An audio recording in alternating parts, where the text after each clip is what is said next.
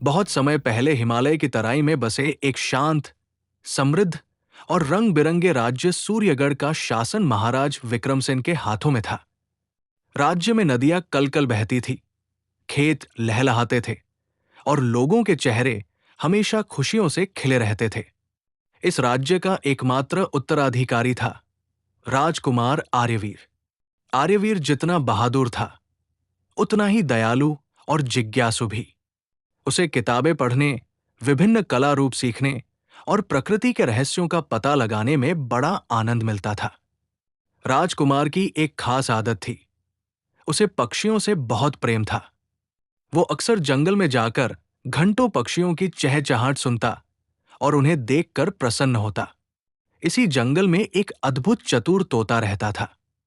उसका नाम किसी को नहीं पता था, क्योंकि वो बहुत कम किसी के सामने बोलता था। लेकिन जंगल के जानवर उसे चतुरिका कहते थे। उसकी चतुराई का कोई मुकाबला नहीं था। वह न केवल मानव भाषा को समझ लेता था, बल्कि कई बार जटिल समस्याओं को भी तुरंत हल कर लेता था।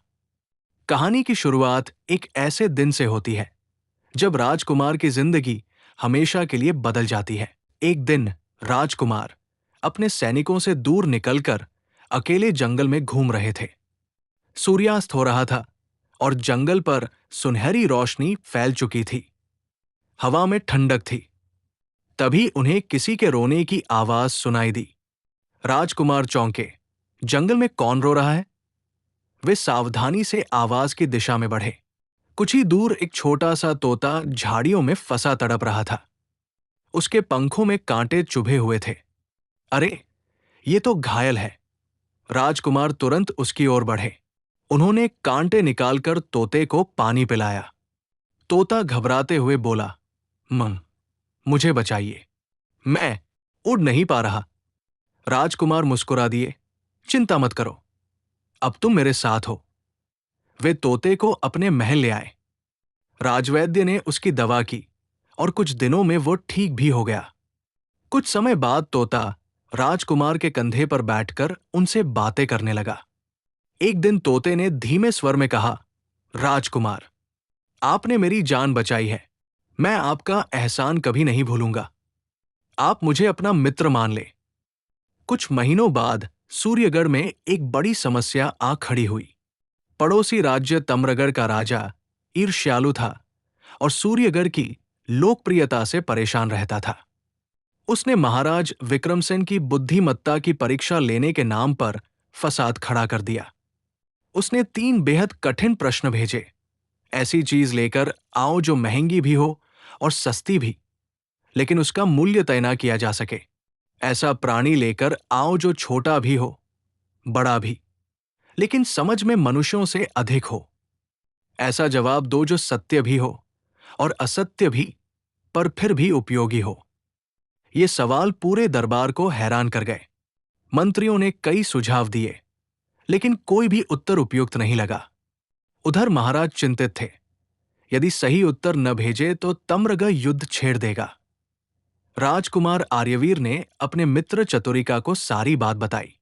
तोता कुछ देर सोचकर बोला, इनका सही उत्तर मैं दूंगा। राजकुमार, मुझे कल दरबार में ले चलना। राजकुमार चौंक गए। तुम?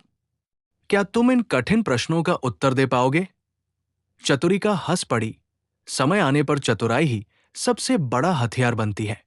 कल आप देखना। तीसरा अध्याय, चतुर तोते का अद्भुत उत्तर। अगले दिन पूरा दरबार इकट्ठा था।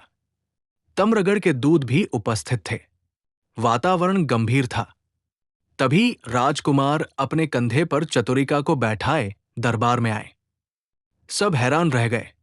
महाराज ने कहा, यह तोता क्या करेगा? राजकुमार? राजकुमार ने विनम्रता से कहा, महाराज, यही हमारी मदद करेगा। पहला प्रश्न, ऐसी चीज जो महंगी भी हो, सस्ती भी, और जिसका मूल्य तय न हो सके। चतुरिका ने जवाब दिया, ज्ञान। ज्ञान अनमोल है। अमीर इसे खरीद नहीं सकते, गरीब इसे खो नहीं सकते। इसका मूल्य न कोई तौल सकता है, न कोई मोल। पूरे दरबार में प्रशंसा की फुसफुसाहट फैल गई। दूसरा प्रश्न, ऐसा प्राणी जो छोटा भी हो, बड़ा भी, लेकिन समझ में मनुष्य से अधिक। चतुरिका ने मुस्कुराकर कहा, चींटी, वो आकार में छोटी है, पर मेहनत और संगठन में सबसे बड़ी। भोजन का भंडार कैसे तैयार किया जाता है, ये मनुष्य को उनसे सीखना चाहिए। तम्रगढ़ का दूध भी कुछ पल के लिए सहमत दिखा। तीसरा प्रश्न, ऐसा उत्तर जो सत्य भी हो, असत्य भी, लेकिन उपयोगी हो। तोता बोला, हो सकता है। ये ऐसा जवाब है जो सत्य भी हो सकता है और असत्य भी, पर हर परिस्थिति में उपयोगी है। दूत निरुत्तर हो गया। उसने मान लिया कि सूर्यगढ़ वास्तव में बुद्धिमानों का राज्य है। सूर्यगढ़ की प्रतिष्ठा पूरे क्षेत्र में बढ़ गई। चौथा अध्याय, राजकुमार पर संकट। कुछ दिन बाद तम्रगढ़ का राजा, जो लगातार हार से जलता था, षड्यंत्र करने लगा। उसने राजकुमार को अगवा करवाने की योजना बनाई। एक रात राजकुमार जंगल में घूम रहे थे। तभी कुछ नकाबपोश सैनिक उन पर हमला करने लगे। राजकुमार ने बहादुरी दिखाई, पर वे संख्या में अधिक थे। उसी समय चतुरिका ने ऊंची आवाज में चिल्लाना शुरू किया, मदद, मदद! राजकुमार पर हमला! जंगल के अन्य पक्षी भी उसकी पुकार पर सक्रिय हो गए। कहीं से उल्लू, कहीं से कोयल, कहीं से बाज उड़कर आए। पक्षियों का विशाल झुंड नकाबपोश सैनिकों पर टूट पड़ा। राजकुमार कुछ दूरी पर छिप गए। तब चतुरिका ने उन्हें एक गुप्त रास्ते से महल तक पहुंचाया। राजकुमार ने अपनी जान बचाने के लिए अपने तोते को गले लगा लिया। पांचवां अध्याय, चतुर तोते की योजना। तोता बोला, राजकुमार, अब समय आ गया है कि हम तम्रगढ़ की साजिश का अंत करें। राजकुमार ने पूछा, लेकिन कैसे? तोते ने कहा, बुद्धि से। ताकत हमेशा समाधान नहीं होती। चतुरिका की योजना अद्भुत थी। उसने कहा कि वे तम्रगढ़ जाएंगे, लेकिन लड़ाई के लिए नहीं, बल्कि बात करने के लिए। महाराज ने बड़ी चिंता के साथ राजकुमार को विदा किया। चतुरिका राजकुमार के कंधे पर था। तम्रगढ़ के महल में पहुंचकर चतुरिका ने राजा के सामने सत्य बताया। यदि आप सूर्यगढ़ से ईर्ष्या छोड़ दें, तो दोनों राज्यों का विकास दोगुना हो जाएगा। जलन से किसी का भला नहीं होता। राजा, जो भीतर से डरपोक था, पिघल गया। उसने अपनी गलती स्वीकार की और दोनों राज्यों के बीच शांति का समझौता हो गया। छठा अध्याय, असली रहस्य। तोता हमेशा इतना चतुर कैसे था? एक दिन राजकुमार ने पूछा, चतुरिका, तुम इतनी बुद्धिमान कैसे हो? तोता धीरे से बोला, मैं एक साधारण तोता नहीं हूं। कई वर्ष पहले एक ऋषि ने मुझे आशीर्वाद दिया था कि मैं बुद्धि का भंडार बनूं। लेकिन मेरे ज्ञान का उपयोग तभी होना चाहिए जब कोई सच्चा और दयालु व्यक्ति मुझे अपनाए। और मैं वो व्यक्ति आपको पाया। राजकुमार भावुक हो गए। सातवां अध्याय, सूर्यगढ़ में नया युग। अब सूर्यगढ़ में चतुरिका की मिसाल दी जाती थी। बच्चे उसका नाम सुनकर उत्साहित होते, मंत्री उसकी सलाह लेते और राजकुमार उसे अपना गुरु मानते।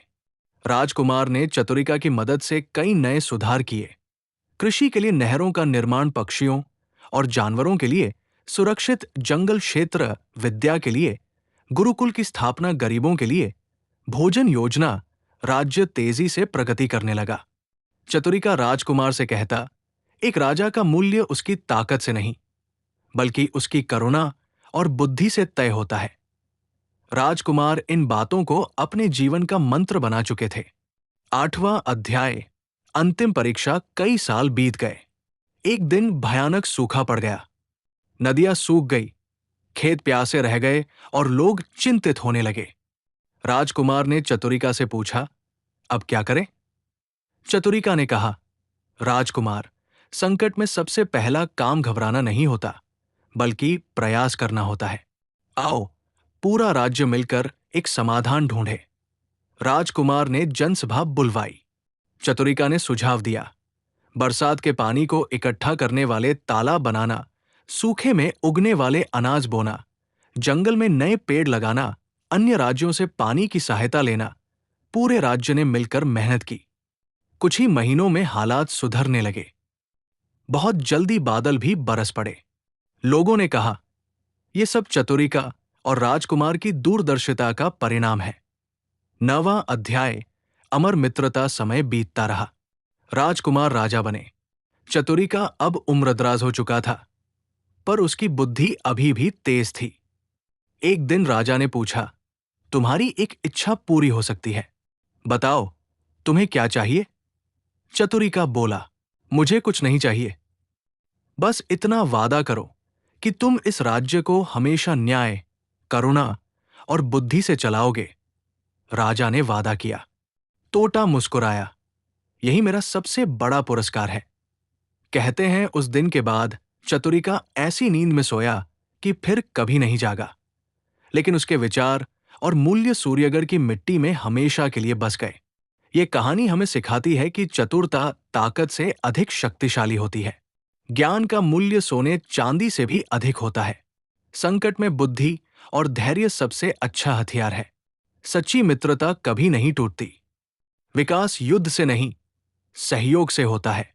यदि आप चाहें तो इसका दूसरा भाग भी देखना चाहते हो तो हमारे चैनल को सब्सक्राइब कर ले और कमेंट में जरूर बताएं।